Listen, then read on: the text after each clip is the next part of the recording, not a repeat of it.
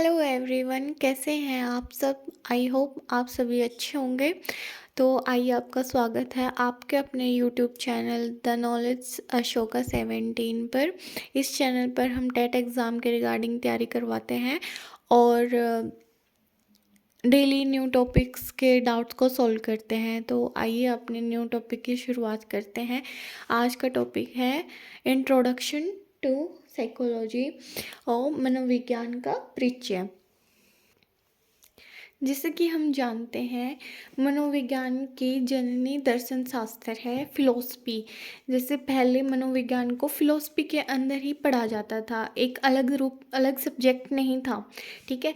फिर मनोविज्ञान को 1860 तक दर्शन शास्त्र का हिस्सा था। जैसे कि हम जान रहे हैं, जननी जो इसके अंदर से निकला था, तो ये जननी है और फिर ये पहले इसका हिस्सा था। लेकिन जैसे ये अलग तो 1860 तक हो गया, लेकिन इसको अलग सब्जेक्ट के रूप में 1900 के अराउंड पढ़ा जाने लगा। और अगर आगे पूछे कि भाई साइकोलॉजी किस किस शब्द से मिलके बना हुआ है, तो साइकोलॉजी दो शब्दों से मिलके बना हुआ है। First one is psycho and plus logos. ये साइकोलॉजी ग्रीक भाषा का वर्ड है, सॉरी। एंड साइकोलॉजी का मीनिंग होता है, साइको का होता है साउल यानी आत्मा, लोगोस स्टडी यानी अध्ययन। ओके, आत्मा का अध्ययन। जैसे हम जानते हैं कि मनोवैज्ञानिक में प्राणियों का अध्ययन किया जाता है, प्राणियों का अध्ययन किया जाता है। जैसे कई बार क्वेश्चन में आता है, एग्जाम में क्वेश्चन आते हैं कि भाई मनोविज्ञान में हम किस किस चीज़ के बारे में अध्ययन करते हैं। तो ऑप्शन में जैसे कई बार क्वेश्चन आ जाए कि भाई मनोविज्ञान में कौन सा नहीं आता है। जैसे हम जानते हैं कि एसटेट में और टेट एग्ज़ाम में नहीं करके ज़्यादा क्वेश्चन आते हैं। तो जैसे हम देखते हैं कि भाई कई बार ये पूछ ले कि मनोविज्ञान के अंतर्गत कौन सा नहीं आता है।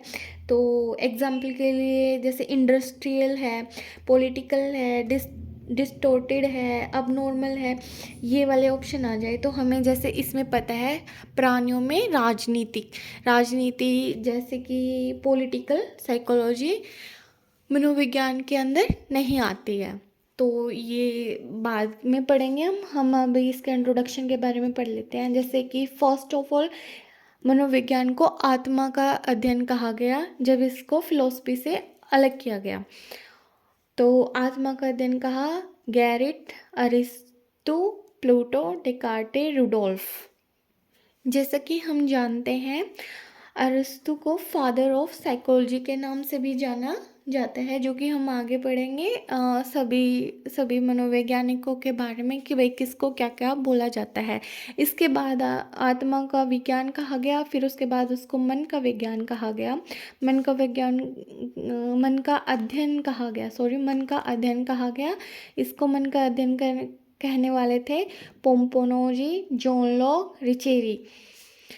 ये भी नहीं चला भाई। देखो, जैसे आत्मा है, तो सबसे पहले जिसने आत्मा का अध्ययन कहा, तो उसके बाद उन्होंने बोला कि आत्मा तो किसी को दिखाई नहीं देती, तो इसको मन का अध्ययन माना गया। तो मन का अध्ययन बोले। फिर इनके बाद भी इनके आए आलोचनात्मक, जो आलोचक होते हैं, वो बोले कि भाई तब तुमने बोला आत्मा का अध्ययन, हम आत्मा को नहीं देख पाते तो मन को भी नहीं देख पाते, तो ये मन का अध्ययन कैसे हुआ। तो उसके बाद उन्होंने बोला कि वही चेतना का अध्ययन कहने वाले थे विलियम वुंड, विलियम जेम्स।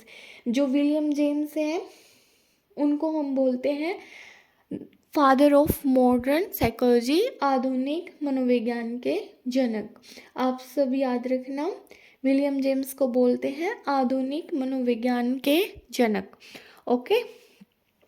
फिर यही इन लोगों के साथ हुआ। भाई आत्मा को नहीं देख सकते तो हम मन को भी नहीं देख सकते, मन को नहीं देख सकते तो चेतना के बारे में कैसे एग्जैक्ट हम कुछ बता सकते हैं। तो फिर इनकी भी आलोचना हुई। तो लास्ट में ये डिफाइन किया गया कि व्यवहार के विज्ञान को मनोविज्ञान बोलते हैं। जैसे आप अगर फ्रेशर है तो एस्टेट में हम देखते हैं कि भाई मनोविज्ञान से हम ये सोच लेते हैं कि भाई ये तो मन का विज्ञान होगा। डायरेक्ट हम ऑप्शन पे टिक कर आते हैं कि भाई मनोविज्ञान मन का विज्ञान, जो कि गलत होगा। तो आप इसको ध्यान से पढ़िए। मनोविज्ञान होता है व्यवहार का विज्ञान। इसको दिया गया था जेबी वॉटसन, स्किनर, क्लॉर्कल एंड पावलव। ओके। जैसे कि एक फेमस मनोवैज्ञानिक थे वुडवर्थ, उन्होंने बोला था, first psychology lost its soul, then it lost its mind, now some sort of behaviour is left. जैसे कि पहले साइकोलॉजी ने अपनी आत्मा को खोया, फिर इन्होंने अपने माइंड को खोया और अब इसके पास सिर्फ कुछ एक बिहेवियर व्यवहार बचा हुआ है। ओके, अब हम आगे बढ़ते हैं। जैसे ये हमने पढ़ ही लिया है कि भाई साइको ग्रीक भाषा का शब्द होता है। ओके, ये भी हमने पढ़ लिया कि भाई साइकोलॉजी को एक विषय के रूप में दर्शन शास्त्र से अलग होकर 1900 में पढ़ाया गया। ये अलग तो हो गई थी 1860 में।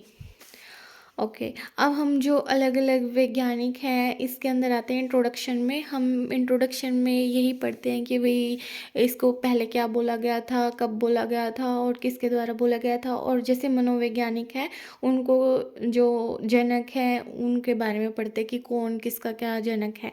ओके, वास्तविक मनोवैज्ञानिक के जनक हैं विलियम वुंट, मनोवैज्ञानिक के आदि जनक है अरिस्तु, व्यवहारिक विज्ञान के मनोविज्ञान के जनक हैं विलियम वुंट, शैक्षिक मनोवैज्ञानिक के जनक हैं थॉर्नडाइक, आधुनिक मनोविज्ञान के जनक हैं विलियम जेम्स, सामाजिक मनोविज्ञान के जनक हैं कुर्ट लेविन, विकासात्मक मनोविज्ञान के जनक हैं जीन पियाजे। देखिए, आप इनको बहुत अच्छे से याद कर ले। इस पे जितने भी स्टार लगाए जाएं बहुत कम है, क्योंकि हर बार डायरेक्ट पूछा जाता है।